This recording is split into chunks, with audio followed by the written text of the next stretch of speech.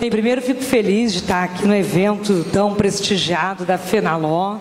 Eu vou então apresentar para vocês esse tema, já autorizei o compartilhamento do conteúdo, acredito que sempre vale a pena visitar os slides nesse sentido.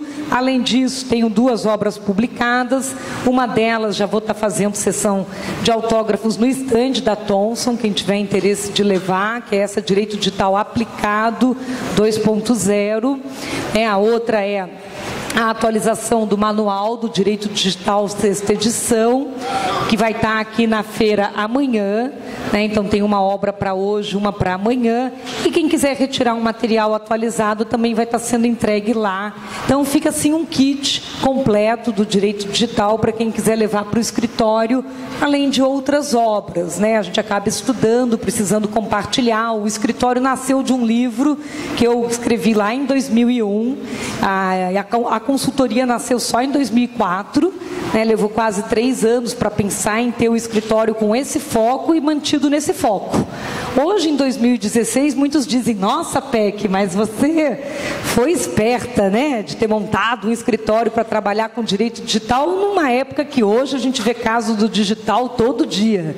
Que, na verdade, todo advogado passa a ter que ter uma expertise para lidar com provas eletrônicas, para entender um contexto de negócios digitais, né? Os clientes estão digitais, a sociedade está digital, a economia está digital.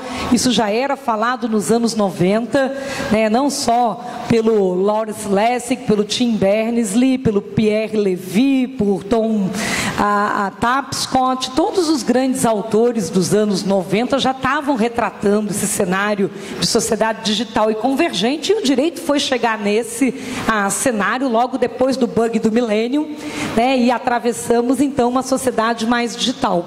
Também trabalho com a área militar, que vem se preocupando com cibersegurança, com risco cibernético, com esses ataques mais voltados ao combate de guerra digital e de terrorismo, né, através desse meio. Então acaba sendo não só uma vertente na área mais civil, né, de sociedade civil organizada, mas também na parte de proteção, de defesa dos países. Com isso vem aí uma trajetória de 12 anos e um trabalho de responsabilidade social e de educação, que no final do material vou deixar para vocês, porque o jovem de hoje, um dos casos que eu vou mencionar aqui na palestra, não tinha como não contar, é desse episódio do rapaz de 13 anos, né, que no jogo online brincou de se sufocar e acabou tendo a fatalidade. Nós vivemos um contexto dessa rua que atravessa portas e paredes e que chega no bolso e que está dentro da escola, dentro da casa, dentro da empresa, e que nós ainda não estamos acostumados a enxergar e a lidar com ela. E como o direito tem que trazer respostas, né, garantir a segurança das relações, nós todos aqui estamos preparando essa sociedade para esse futuro, né, para as próximas gerações. Como eu vou escrever, né? O direito ele tem que eleger o valor a ser protegido. E em alguns momentos parece que a balança vai ficar equilibrada, aquela famosa balança da justiça, mas nem sempre nós conseguimos mantê-la tão equilibrada. Vamos dar prioridade à liberdade, mas a liberdade exacerbada vai ferir o direito de outra pessoa. Então quero proteger privacidade, mas a privacidade total também pode ferir segurança, que aí é a segurança coletiva, segurança pública, o poder de polícia. Quer dizer, como vamos trabalhando esse tripé, né? Liberdade, privacidade e segurança acaba sempre sendo algo que a gente vai discutir, que na sociedade digital foi ficando mais em evidência. Então essa é uma sala de aula de 10 anos de idade.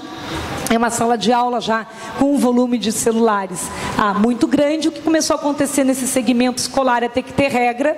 É um equipamento que não fazia parte do material escolar, mas que não tem um lado bom ou ruim da tecnologia, mas se eu não tiver alguma regra, posso até atrair uma responsabilidade jurídica para a instituição de ensino.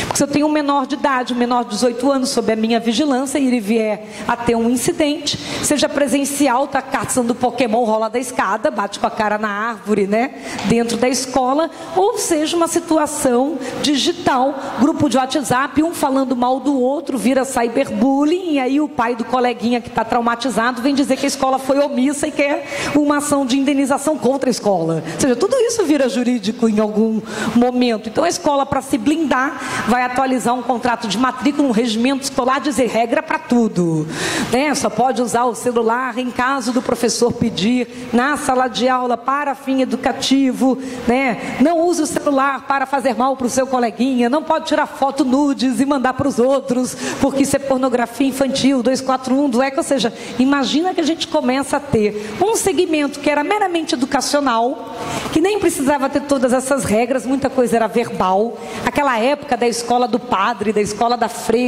e que agora, nossa, se você não tiver tudo documentado e escrito, depois dos anos 90, o regime jurídico a tratar a relação escolar passou a ser Código de Defesa do Consumidor. Consumerista, inverte ônus de prova, ou seja, mudou tudo. E ainda trouxemos a tecnologia, mas era para ser para uma coisa positiva, melhorar ensino-aprendizagem. Mas e os lares, como é que ficaram? Estamos ensinando um uso ético seguro? Não. Então existe um efeito social que é trazido para um segmento e que aí, para me prevenir de riscos, eu acabo tendo que trabalhar uma blindagem contratual, documental, e aí, quer dizer, você vai tendo toda uma mexida no cenário jurídico.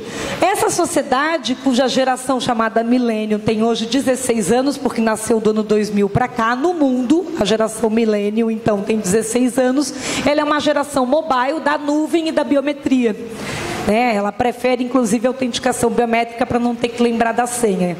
Muito comum botar a senha em módulo automático e alguém usar a própria senha dela, tipo um outro coleguinha que ela empresta o equipamento, e fingir ser ela.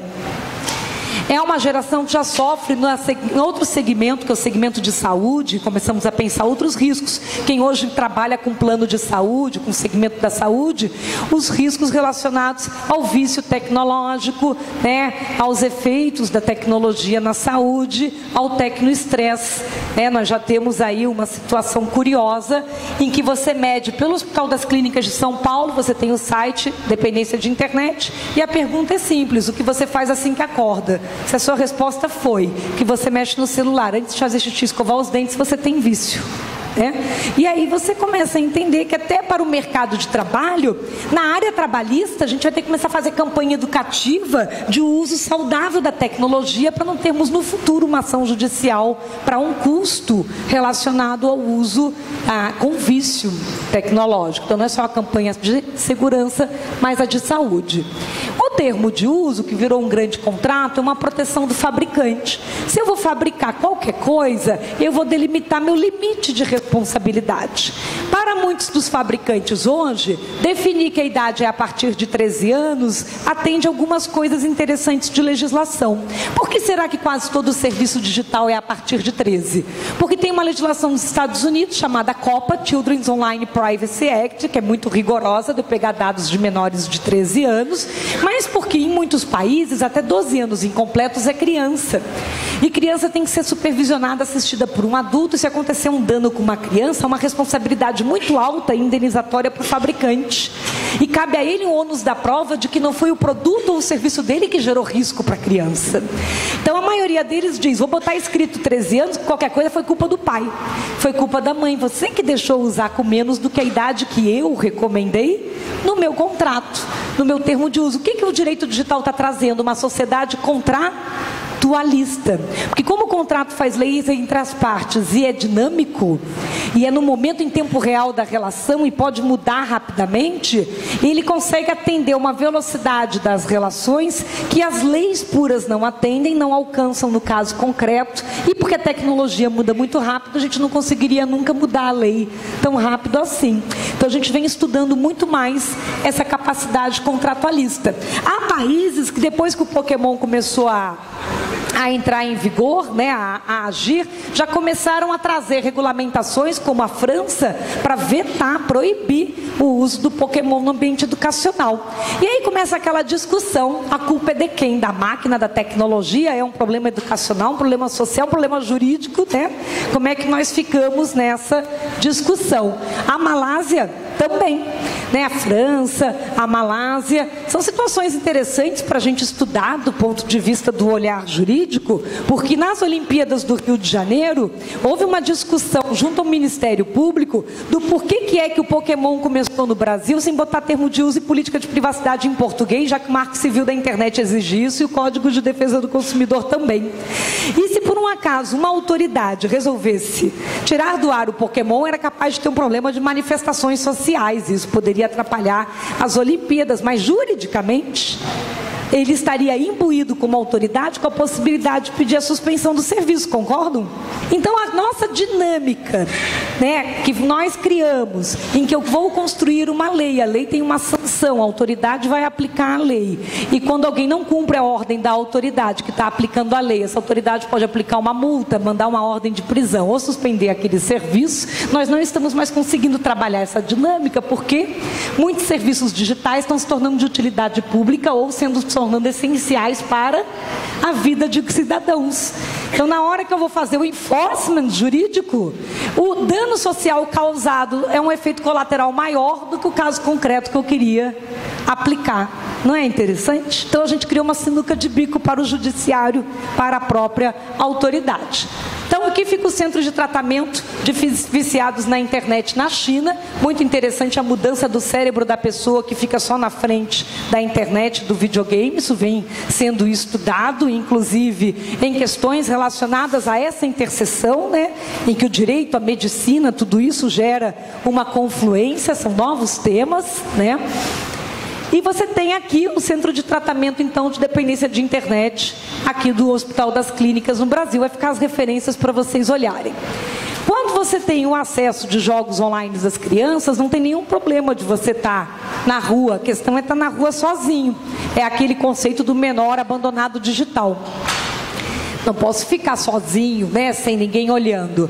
Mas quando uma quadrilha age, acessa um jovem, através do chat do jogo, pede para acionar a webcam, o que estão fazendo do outro lado? Podem estar dando print de tela, filmando, tirando foto. A partir daí, desse diálogo, ai, deixa eu ver você, aquilo para na Deep Web, para num site como esse, olha um pedô de pedofilia. E aí o dever do Estado de proteção e o poder de polícia, e na hora que ele vai atrás vai precisar dos logs de conexão, dos logs de navegação, e vai emitir a ordem judicial, pedir colaboração com a autoridade. Se não colaborar, vou ter que tirar do ar, e se tirar do ar, motim social. Olha só como é que a gente está ficando numa espécie de ciclo vicioso. Então, se antigamente dizia internet é terra sem lei, ela não é mais sem lei, fizemos um monte de lei, mas ela continua sendo uma terra bem sem justiça, bem insegura, porque não estamos com capacidade de fazer o enforcement da lei. Não é uma questão de lei, né? É uma questão de executividade, de capacidade de fazer cumprir. Então esse é um jovem que faleceu, né? Esse é o jovem que faleceu. Aí quando nós vamos olhar esse cenário, se no fim, objetivo, se você ler o Código de Ética da OAB, a finalidade social da advocacia, né, de trazer para a sociedade o conhecimento dos seus direitos, o conhecimento dos seus deveres, construir uma sociedade civil, civilizada, adequada e tá, né, num Estado democrático, com capacidade educativa, né? Você olha, o que poderíamos ter feito para ter salvado esse menino? Os pais são responsáveis por seus filhos, culpem vigilando, artigo 932 do Código Civil, o mesmo que responsabiliza o empregador por má conduta de empregado. Você fala, mas nossa, e o pai é analógico? Será que o Estado devia estar fazendo campanha educativa na TV? Será que toda vez que alguém vende um celular, que está ganhando dinheiro vendendo celular, toda vez que alguém vende um computador, toda vez que alguém está fazendo algum tipo de venda de produto, vem Black Friday, teve Dia das Crianças, esse tipo de empresa devia ter regulamentação específica que exija campanha educativa obrigatória de uso seguro? Deveria. Por que outros segmentos têm campanha obrigatória de uso seguro, como automobilístico? Por que outros segmentos têm que no finalzinho da publicidade dizer use com moderação, né? Não consuma demasiado? Então você olha que o direito, às vezes, para poder equilibrar, para poder trazer o educativo da sociedade, tem que exigir na regulamentação publicidade obrigatória. Porque se eu deixar assim, apenas no bom senso, enquanto que o bom senso não tiver sido construído, tem excesso, tem exagero. muito, porque se o outro tiver recurso financeiro, vai no máximo, vai consumir ao máximo e vai correr um risco individual. E o que o Estado tem como papel? Tentar diminuir o risco, né? Tentar diminuir o risco nas relações das pessoas. O Estatuto da Criança e do Adolescente já traz desde 90 um dever, né, sobre respeito à inviolabilidade desse jovem. Está aí um dever na Constituição, está um dever no próprio Estatuto da Criança e do Adolescente. Então, há hoje riscos intersistêmicos, porque se eu posso vender um celular, e um celular não é brinquedo, porque existe brinquedo feito para ser celular. Celular da Barbie de brinquedo, celular do Homem-Aranha de brinquedo, mas esse brinquedo eles não querem.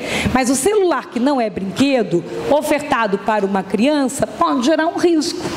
Logo, ele poderia ter uma campanha obrigatória. Essa lei já existe? Existe genérica, o Marco Civil da Internet traz no artigo 22, 23, 24, campanha obrigatória.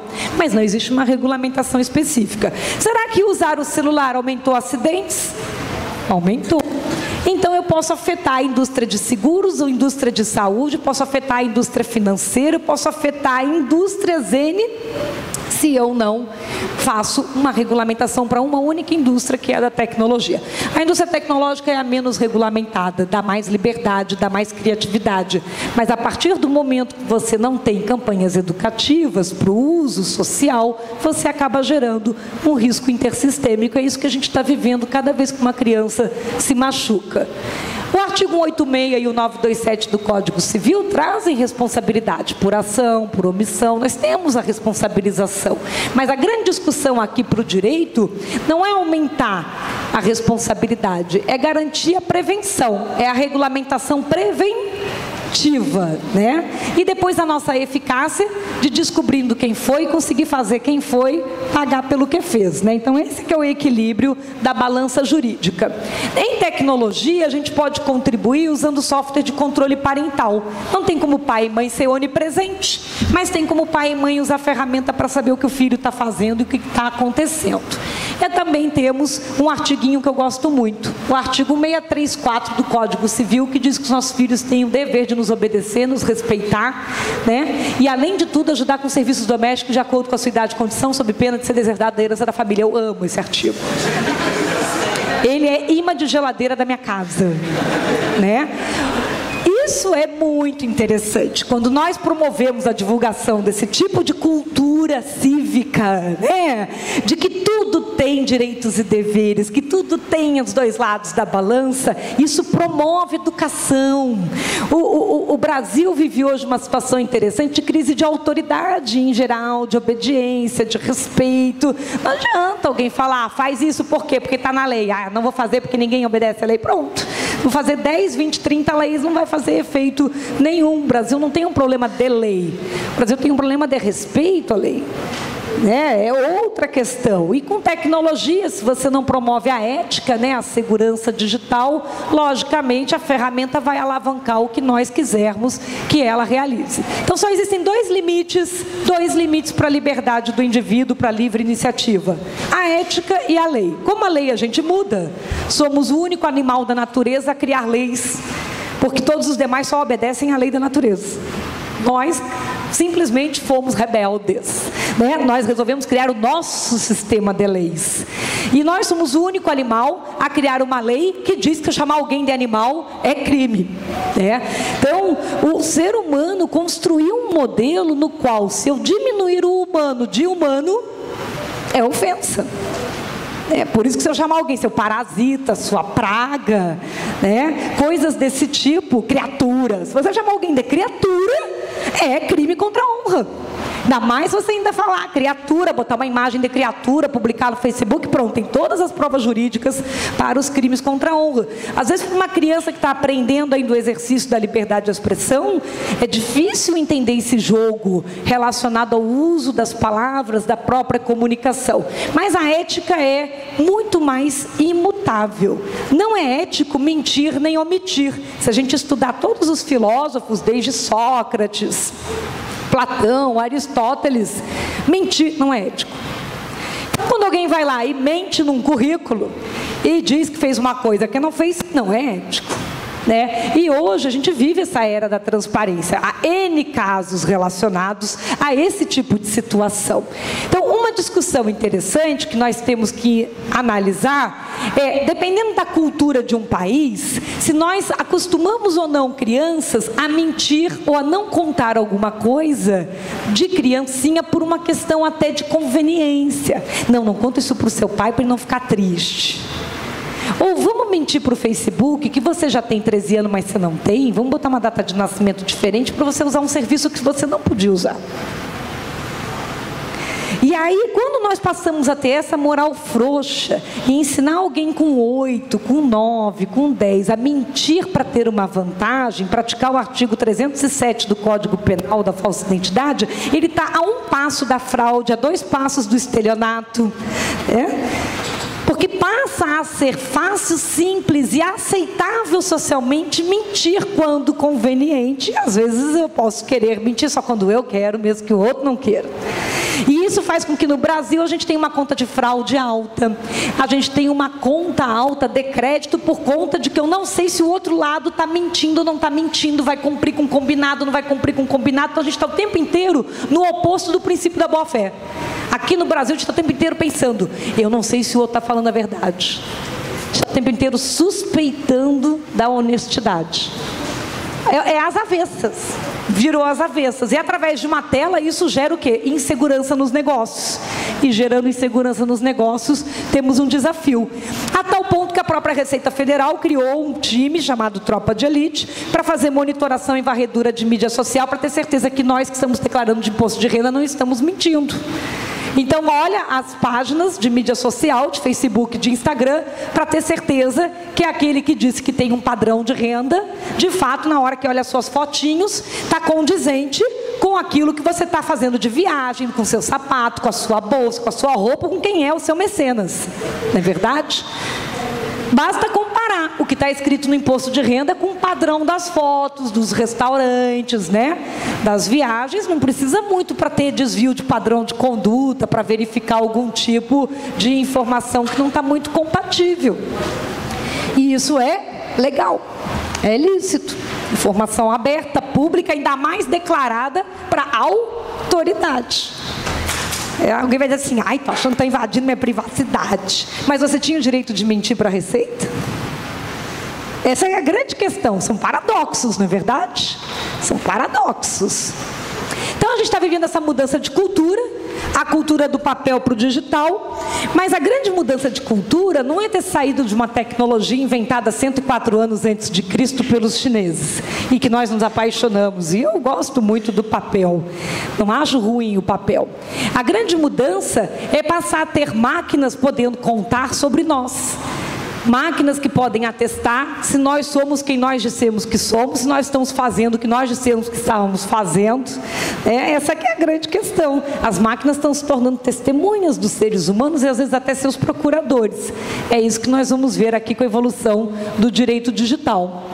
E o que é algo que esteja realmente físico? Eu vou mostrar isso para vocês. Quando a gente vai para regulamentações do direito digital, vou mostrar alguns exemplos. Vou mostrar 294, Decreto do Comércio Eletrônico, Marco Civil da Internet, que a gente tem só 40 minutos, mas é o desafio de escrever leis técnicas sem ter atualizado as faculdades de direito. Porque qualquer caso que ele pegar, ele já precisa entender que o direito empresta das ciências técnicas os conceitos necessários para ser técnico.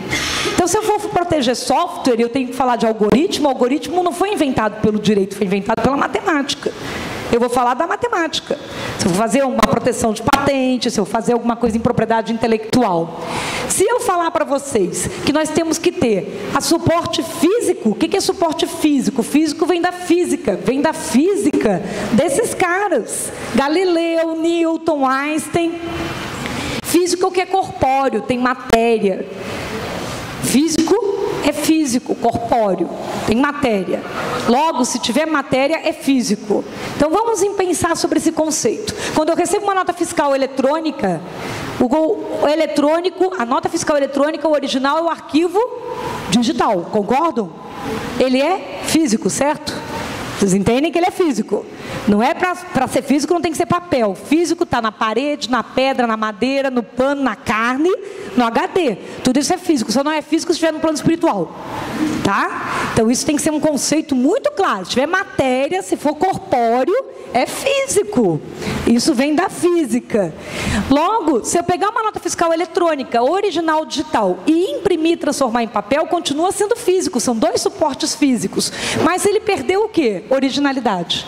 Do ponto de vista jurídico, ele deixou de ser um original e virou uma cópia. Ele não tem mais as características completas do original. Ele não tem mais os metadados. Ele não tem mais os elementos todos periciáveis de autenticidade e de integridade.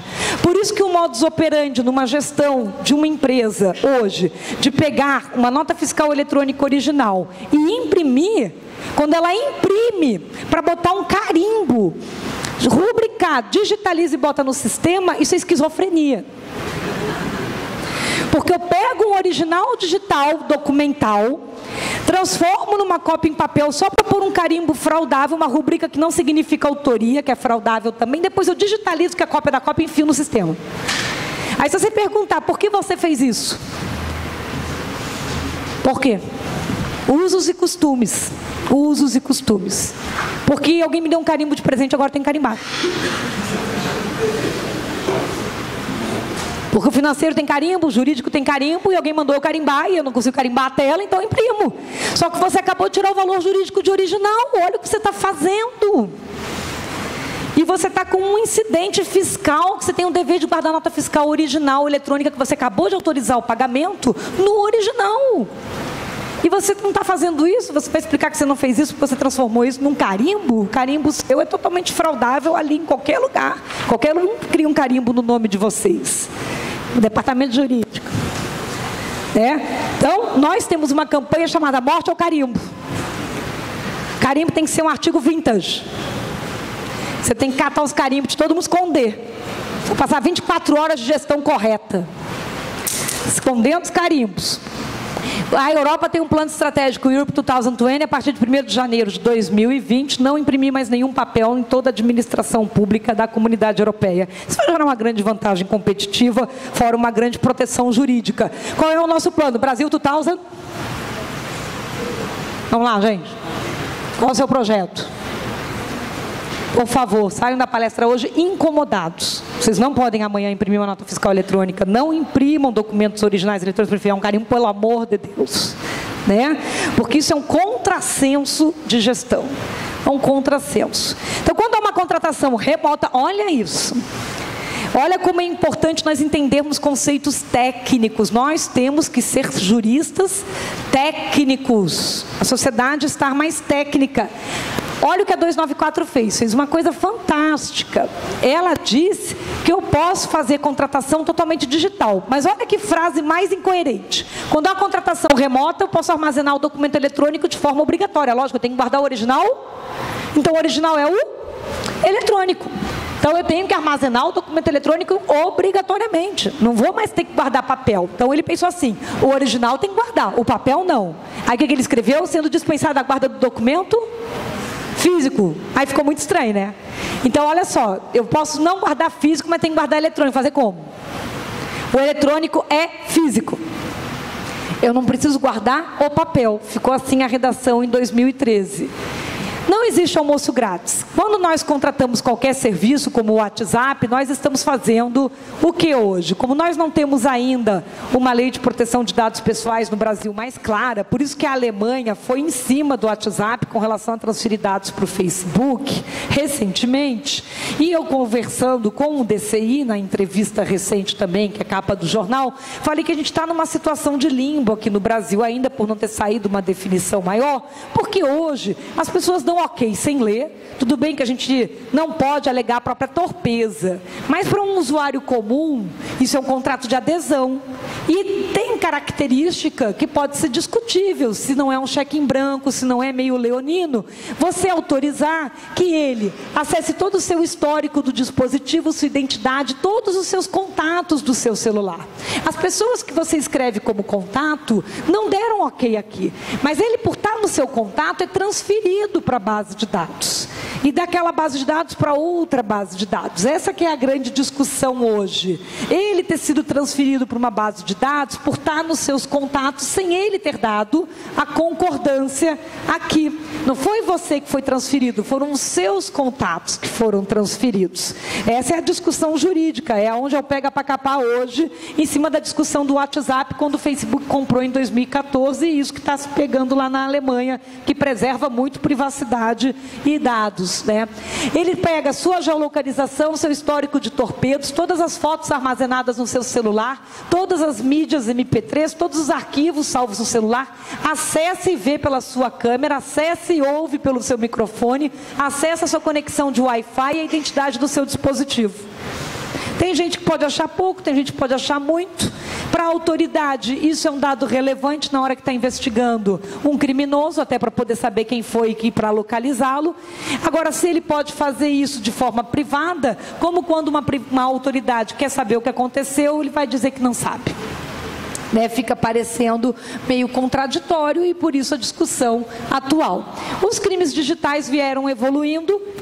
Hoje, o bandido ataca em todas as frentes, ele conseguiu evoluir. Ele assalta da agência presencial, ele consegue ataque maçarico e bomba do ATM, a gente até exporta esse know-how para outros países. Na América Latina a gente exportou para o Chile, exportamos o know-how para Portugal também, de como fazer ataque bomba e maçarico, tá? Ataque pé de cabra também.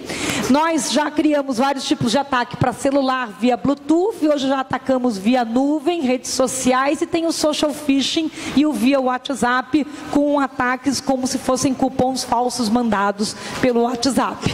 Qual é o desafio aqui? Se não trabalhar a educação do usuário e não trouxer segurança dos equipamentos de forma obrigatória, que nem o cinto de segurança que vem de fábrica obrigatório, se não tiver que vir recursos de segurança obrigatórios de fábrica, depender do usuário, a instalação, fica bem difícil você aumentar o nível de cibersegurança nessa linha.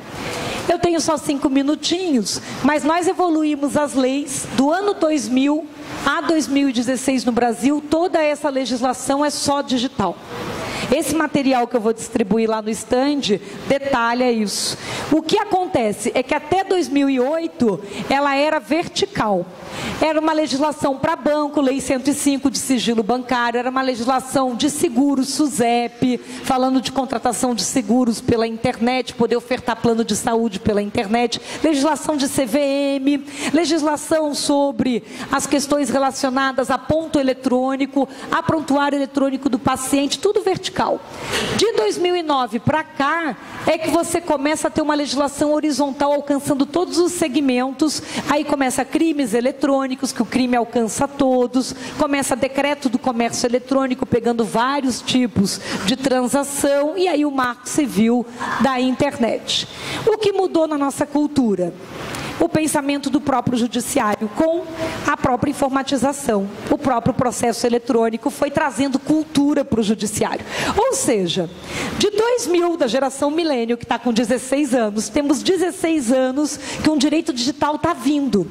Esse meu livro, em 2001, tinha 220 páginas, ele tem 800. Ele está crescendo junto, né? Ele está vindo, é um filho do outro. Mensagens do celular viram prova para paternidade e obrigação de pagar alimentos. Olha que interessante. Né? As mensagens virando prova. Né? Então, a gente está assistindo essa convergência. Então, não dá para dizer que um advogado atual, não importa a área que ele exerça, se ele é civil, criminal, societário, ambiental, tributário, de propriedade intelectual, da trabalhista, não importa se é um escritório full solution, um escritório especialista, a disciplina do direito digital virou transversal.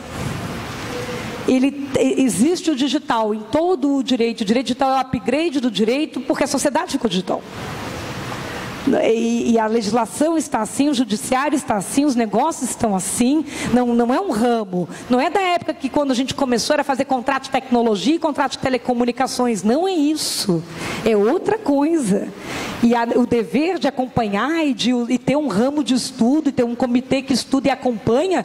Quando lá em 68 a gente criou uma legislação de duplicata para quem estudar título de crédito, hoje há toda uma tendência do título de crédito sem cártula. Da eliminação da cártula de papel, mas ter a cártula digital. Hoje é possível com a legislação atual, inclusive com o Código Civil novo, que esse título que antes estava no papel esteja completamente escrito num QR Code. Tanto é que você já oferece dentro de um e-commerce, pagando com Bitcoin Wallet, a compra e venda de coisas através de um QR Code, com um leitor completo, cumprindo com toda a legislação. Você já usa Bitcoin, blockchain em vários bancos internacionais. Então, o advogado vai fazer análise de risco, vai dar um parecer, qualquer coisa que ele vai fazer já é assim. Você já abre a conta, seja aqui no Brasil, no Itaú, ou no Shinsei Bank, que foi um dos primeiros, mandando a sua própria foto no aplicativo e a foto do seu RG. Por quê, gente? Na era da diversidade, se eu olhar para uma pessoa que vem até a agência e olhar a foto dela do RG, eu corro o risco de discriminação, porque pode ser que tenha uma pessoa que parece uma coisa na minha frente e a foto parece outra. Não é só ter mudado a cor do cabelo, não. É ter mudado inteiro. Né? E só um software consegue, jogando uma imagem sobre a outra, dizer se é a mesma pessoa ou não é a mesma pessoa. Fora a possibilidade de juntar a geolocalização. Então eu saio de uma operação que levava 5 dias para abertura de conta, com risco. Quem aqui o RG a foto não parece com você?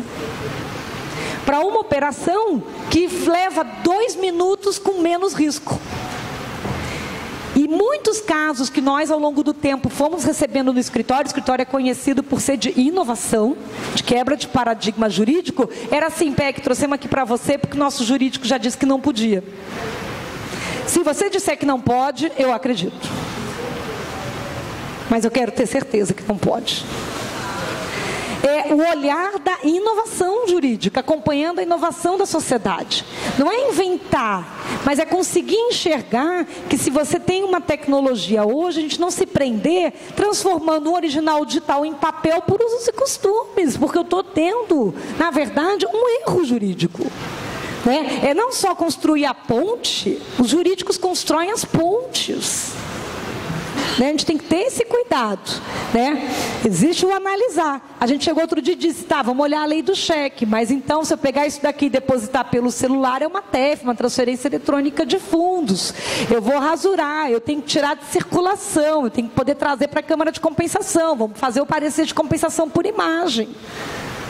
Dá para compensar por imagem? Dá para compensar por imagem, mas eu só tenho que tirar de circulação. Porque a grande garantia para o juízo, na execução, é eu garantir que eu tirei o título de circulação, para não continuar gerando efeitos contra aquele executado, contra aquele devedor. Se eu garantir isso, não importa se ele era um papel ou se ele é digital. Então eu vou criar uma câmara que controla a circulação de títulos digitais. Já tem isso, já tem a CETIP, por exemplo.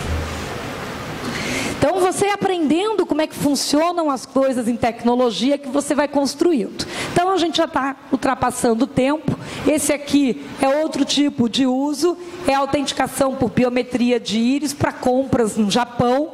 A Docomo fez junto com a Fujitsu, isso é muito interessante. Só que tudo tem advogado por trás, gente.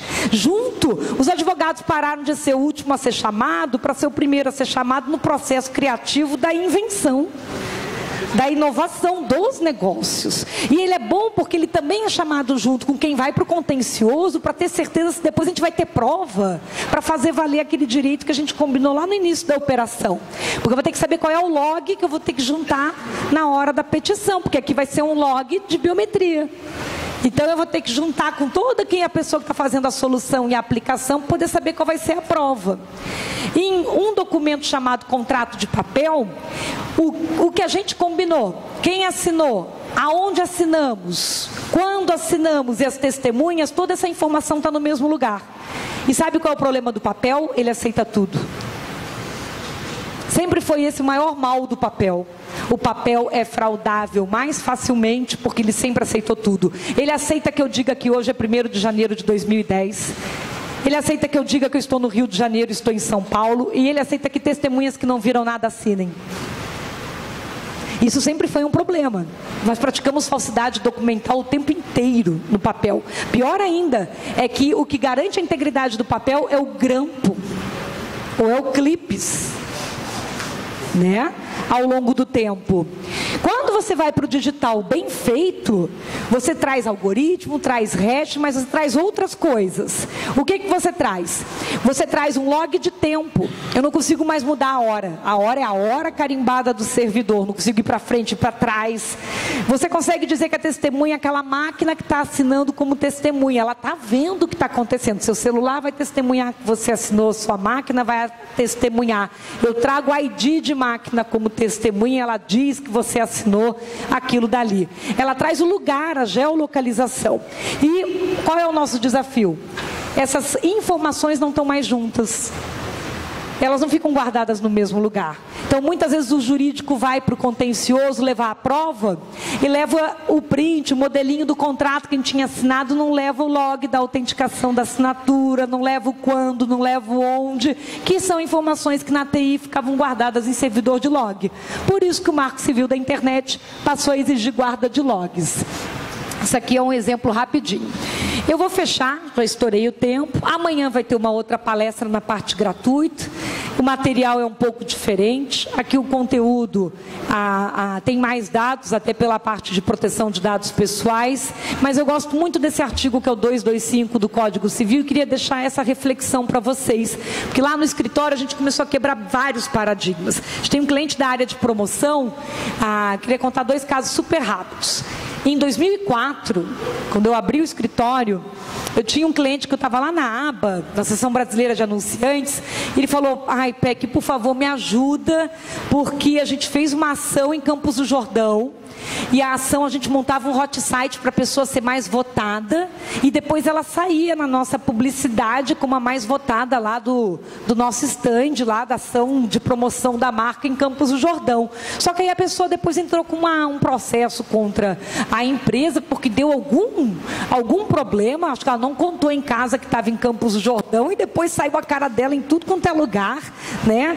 Que ela estava lá e ela alegou que não tinha autorizado o uso da imagem dela. Por conta disso, esse presidente dessa empresa de higiene pessoal disse que o marketing agora só podia fazer essas ações se o jurídico fizesse um documento, virou um documento de 3 páginas, que a pessoa tinha que assinar antes de ter a imagem dela coletada no stand. Então, imagina uma feira, um evento assim, que qualquer um que você for quiser tirar uma foto, filmar, que nem está aqui, não, assina aqui um documento de 3 páginas, mais na balada, né? Mais na balada. Ele disse, mataram minha ação, não vou mais conseguir tirar foto de ninguém, fazer mais nada de promoção em Campos do Jordão. Eu falei, vamos fazer o seguinte, para o direito eu tenho que ter autorização prévia e expressa formal e escrita. Vamos fazer um bottom, o bottom com o nome da ação, cola na pessoa, autoriza o uso da minha imagem, nome da ação, logo daqui, data, cola na pessoa, tira foto, pronto. Falou, é isso, é isso. E a gente pegou o documento de 3 páginas, transformamos num bottom, com toda a informação jurídica necessária, cola na pessoa, tira foto, está resolvido. Simples assim. Aí, passados esses anos todos, né, e com esse artigo lindo, porque esse artigo já existia do Código Civil anterior e continua no Código Civil novo, já viabilizava essa ação de Campos do Jordão virar um bottom e não 3 páginas assinadas. Vocês estão em silêncio, com aquela respiração profunda, deve estar pensando até agora, pensando, pô, é verdade, né? Eu posso escrever o documento, colei na pessoa, ela teve então a autorização, porque ela mesma deixou colar nela, está expresso, formal, prévio nela, dentro da imagem. Melhor do que papel depois que eu não acho, assinado, com aquele garrante, não tem reconhecimento de firma, e ela depois já estava alcoolizada e vai saber, vai dizer que não estava nas suas faculdades mentais. Bem, o 225 diz que a reprodução fotográfica, cinematográfica, registro fonográfico, qualquer reprodução mecânica ou eletrônica de um fato faz prova plena. Mesmo que inverta o ônus da prova, se eu tiver uma foto a apresentar, você vai ter que apresentar contra a prova. Se eu tiver o áudio, você vai ter que apresentar. Se eu tiver o filminho, você vai ter que apresentar. O que esse artigo nos ajuda desde sempre? Fazer o contrato Snapchat. a transformar contrato em MP3, a transformar contrato em YouTube, Snapchat. Se eu não precisar mais pensar em papel, não precisar mais pensar em textos em papel, eu me liberto dessa forma e consigo ir para uma geração digital que pode dar ok pela voz, concordar com coisas em aplicativo que estão imagéticos, que estão em áudio, que sempre foram. Por isso que até hoje, para você autorizar o uso da imagem, às vezes em filmagem, você faz filmado, você faz falado. Começamos a fazer isso. O aplicativo que nós temos do Instituto, que você baixa pelo celular, o termo de uso, política de privacidade, são um vídeo. Porque você não vai ensinar uma geração digital a dar ok sabendo com que concordou, continuando a escrever com cara de contrato de 5, 10 páginas. Aqui tem um exemplo muito interessante do Nubank, né, que começou a transformar mais a cara dos contratos digitais, usando a prerrogativa do decreto do comércio eletrônico, que exige que toda contratação eletrônica tenha um sumário na primeira página. Então, no começo dele, ele diz: nós conversamos com os nossos advogados e insistimos em reduzir o contrato para 5 páginas.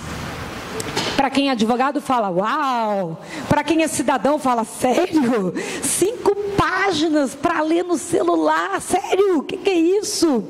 E aí ele continua dizendo, segue o resuminho, que é o sumário, que não é ele que quis, é uma exigência do decreto do comércio eletrônico, mas mesmo com o resumo, nossos advogados insistiram em dizer que você tem a obrigação de ler tudo, mesmo com o resumo, né? Claro que você poderia ter uma opção, veja o vídeo do contrato, veja o áudio do contrato, e todos eles, com uma assinatura em seguida de concordância, teriam um valor jurídico pelo 225 do Código Civil e pelo 441 do novo Código de Processo Civil, com o mesmo valor de prova, tão válido quanto um papel assinado no final. Ou seja, está muito mais para nós, como estrategistas jurídicos, aprendermos a reinventar a forma de fazer, porque o próprio direito já se reinventou.